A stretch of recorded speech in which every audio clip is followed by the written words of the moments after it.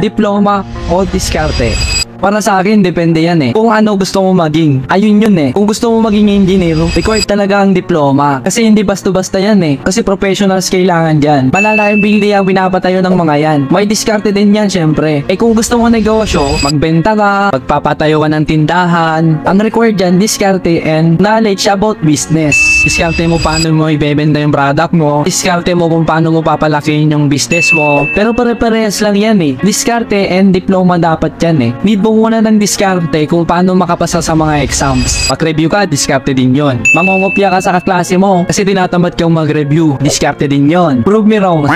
Wala rin kasing sense kung puro diskarte lang at puro talino lang. Pero in terms in success in life, pero nasa iyo pa rin yan kung masipag ka o tamad ka. Useless din kasi ang diploma at diskarte kung tamad ka. Wala rin. Wala rin. Pero always remember, business is not for everybody and education is for everyone. Nakachamba lang yung mga yan, yung mga nagtatanong ng mga ganyan. So kung ikaw ay nag-aaral ngayon, pag-aaral ka kamanggi, kailangan mo yan in the future. Maniwala ka sa akin. Ang hirap magsisi sa uli.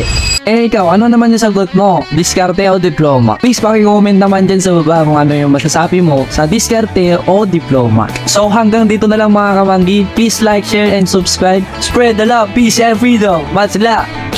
Peace out!